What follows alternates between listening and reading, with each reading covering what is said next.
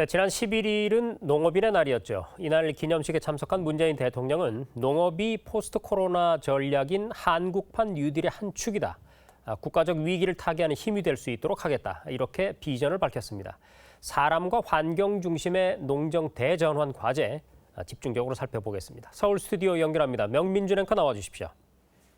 네, 서울 스튜디오 나와 있습니다. 스튜디오에 정현찬 대통령 직속 농업, 농어촌 특별위원회 위원장 모시고 자세한 이야기 나눠보도록 하겠습니다. 어서 오세요. 네, 반갑습니다. 자, 문재인 대통령이 지난 11일에 농업의 날 기념식에서 이런 말씀을 했습니다. 농촌이 한국판 뉴딜의 핵심 공간이 되도록 하겠다 이렇게 얘기를 했는데 농정 대전환에 대한 선언이다 이런 평가가 있습니다. 현재 우리나라의 이제 농업 그리고 농어촌 여기 어떤 도전에 직면했다고 보시는지요? 지금 농촌의 위기가 세 개가 있습니다. 우선 기후 위기, 기후 위기는 농업뿐만 아니라 뭐 전 세계가 지금 위기에 처해 있고, 그다음에 식량 위기, 그다음에 농촌의 그 소멸 위기, 소멸 위기.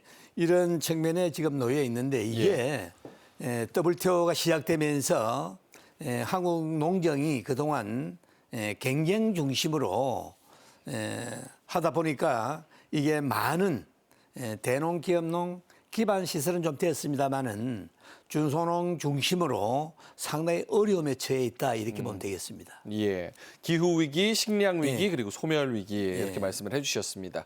자, 농업 행정이 이제 대전환을 맞이하게 된다면 미래의 농어촌이 어떻게 변하게 될지 그 청사진이 궁금한데 우리가 어떤 미래를 좀 꿈꿔볼 수 있을까요? 대통령께서도 말씀이 계셨습니다만은 농정의 틀 전환을 하지 않고는 이대로 갔다가는 상당히 농업의 위기, 일모면하지 못하고 틀을 바꿔야 된다 하는 것들은 바로 사람 중심, 환경 중심으로 가야 된다. 이거는 자연과 사람이 함께 더불어 사는 세상을 말하는 겁니다. 인간이 너무 편하게 살고 또 돈의 중심으로 하다 보니까 자연을 제대로 생태계를 제대로 유지 못하고 인간의 어떤 욕심, 탐욕 때문에 생태계를 파괴함으로 해서 이런 기후위기나 이런 것들이 오는데 앞으로는 자연과 인간이 사람이 같이 함께 더불어 사는 세상 이런 것들을 우리가 추구하고 있다 이렇게 보면 되겠습니다. 뭔가 환경적 그리고 공익적 가치를 뭐 극대화한다 이렇게 생각을 좀 하면 될 것 같습니다. 자, 알겠습니다. 자, 말씀하신 미래 좀 추진해 나가기 위해서 여러 가지 정책적 과제를 하나하나 좀 살펴보도록 하겠습니다. 자, 일단은 이제 4차 산업혁명 시대가 다가오면서 빅데이터 기반의 좀 미래지향적인 이런 농정을 만드는 농지 정보화 이 부분에 대한 과제가 있습니다. 이거 중요성 어떻게 보십니까? 원래 땅은 농사 짓는 농민들이 이렇게 땅을 가져야 하고 그 땅 위에 생산해서 국민들의 식량을 이렇게 공급하는 것이 원칙인데 지금 도시 근교 농촌에 보면은 거의 땅을 농민들이 가지고 있지 않고 또 도시에 있는 투기꾼들 그리고 기업들의 또 그 농지를 가지고 있는 이런 것들이 상당히 많은 것 같습니다. 그래서 저희들이 이걸 추측만 가지고는 안 된다.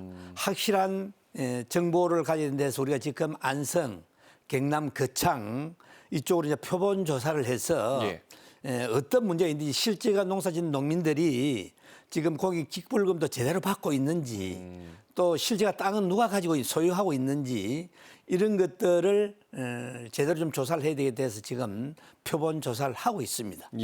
원래 농지를 가지고 있으면 거기에 농사를 짓는 게 이제 법에 맞는 건데 맞습니다. 그게 지금 위반된다 이렇게 말씀을 해주셨습니다. 자, 한편 이제 국가 먹거리 종합계획 등 이제 국가가 농수산물의 모든 과정을 좀 관리를 해가지고 국가 식량 계획을 세우는 것도 중요한 과제로 보입니다. 아까 식량 위기 말씀을 하셨으니까 관련해서 어떤 부분에 좀 역점을 둬야 될까요? 이번에 대통령께서도 이제 말씀이 계셨는데 식량 안보에 관한 것을 중점으로 두고 있습니다. 그래서 이제 식량 안보를 제대로 이제 지키려고 하면은 땅 문제가 이제 포함되기 때문에 땅을 조사를 1차적으로 하고 있고 지금 왜 또 이번 코로나19로 인해서 전 세계적으로 사실은 돈이 있고 일단 손치더라도 운반이 되지 않기 때문에 우리가 돈이 있어서 사 먹지 못하는 이런 게 반드시 온다. 그렇게 해서 식량 안보를 중요시하면서 식량 자급률을 높여야 된다. 그러기 위해서는 대통령도 이번에 밀을 지금 0.9% 1% 미처 되지 않습니다. 우리 자급률이. 그래서 10%로 올리고 30년까지. 그리고 콩도 지금 20%밖에는 안 되는데 이것도 45%까지 늘리겠다. 그래서 앞으로 식량 자급률을 높이는데 그 중점을 두고 있습니다. 예, 국민의 뭐 먹거리의 기본권을 좀 보장을 하면서 지속 가능한 농업을 만들기 위해서 지금 최선을 다하고 있다 이렇게 말씀을 해주셨고, 자 문재인 대통령이 또 이번에 공익직불제 도입. 이제 농가의 수건 정책 추진도 약속을 했습니다. 공익직불제는 이제 농업인들한테 이제 보조금을 주는 그런 제도잖아요. 이제 사람과 환경 중심의 이제 농정 틀 전환 매우 의미 있는 진전으로 보인다 이런 평가가 있는데 기대 효과 어떻게 보십니까? 그래서 이번에 직불금도 사실은 중소농 중심으로 이렇게 혜택이 좀 많이 갈 수 있도록 이렇게 이번에 했습니다. 지금까지는 대농, 기업농 중심으로 이렇게 많이 농사 짓는 농민들이 많이 가지고 가도록 하고 이렇게 했는데 이번에는 소규모 농사를 짓는 또 그리고 밭을 경작하는 농민들.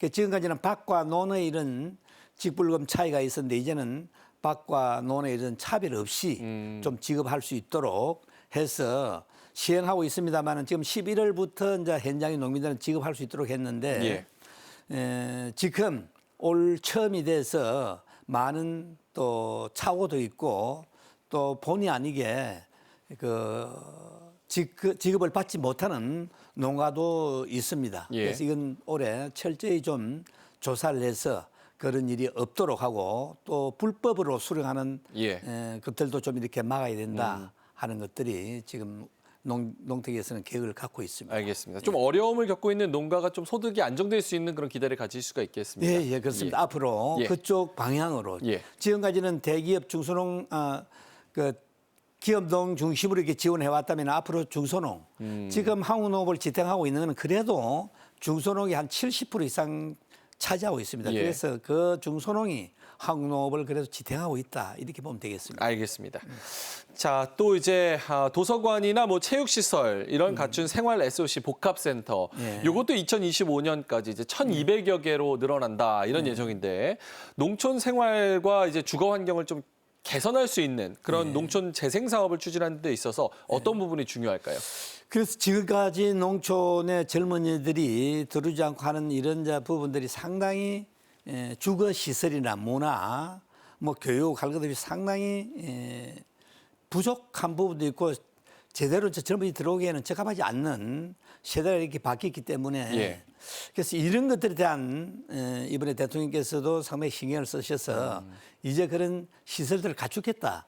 그러고 젊은이나 남아는 어른들이 같이 함께 더불어 살 수 있는 서로가 공존할 수 있는 이런 것들로 가야 된다. 그렇게 하기 위해서는 문화시설이나 뭐 목욕탕 뭐 여러 가지 이런 어린이 유치원이나 또 편의시설 이런 것들도 같이 함께 포함해서 좀 갖추도록 하겠다 하는 게 이번 대통령의 주요 핵심 메시지 내용입니다.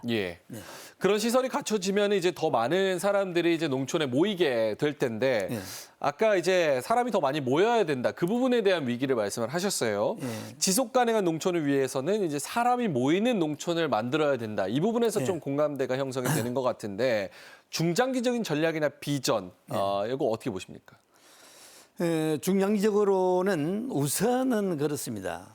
경제가 농촌 경제가 풀리지 않으면 안 된다. 우선 뭐 젊은이들 오면은 직장 생활을 하는데 요즘 연봉이 한 3, 4천 되면은 농사를 지어도 한 3, 4천 정도 될 수 있도록 우선 그게 담보가 돼야 되고 그 다음에는 지금 얘기했듯이 대통령도 그런 계획을 갖고 있습니다. 주거 환경 또 편의시설 이런 것들이 이제 갖추어지고 그리고 이제 앞으로는 농촌에도 무계획하게 계획 없이 아무튼 축사나 공장이나 뭐 이런 것들이 이렇게 서지고 있는데 이제 앞으로는 축사는 축산대로 민가의 그 환경 문제 피해가 주지 않도록 또 농사를 짓는 집단적으로 농사 지으면서 주거 시설은 따로 안락한 데 지어서 이렇게 출퇴근하는 방식.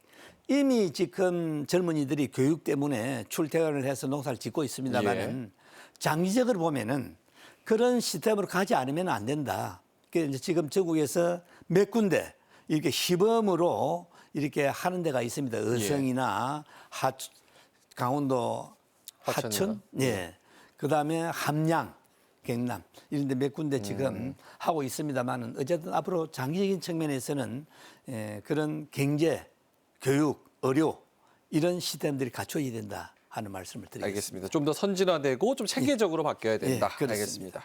자, 농어촌 특별위원회에서는 이제 농산어촌을 국민의 삼터, 쉼터 그리고 꿈터로 바꾸겠다 이런 목표를 세웠습니다.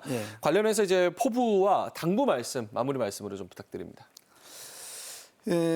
사실은 농촌 그룹에는 어떤 농민만의 문제이고 농민만이 사는 이런 공간으로 일반 국민들이 인식을 하고 있습니다. 그게 사실은 농촌은 또 농업은 농민만의 문제가 아니라 이거는 전체 국민들의 문제입니다.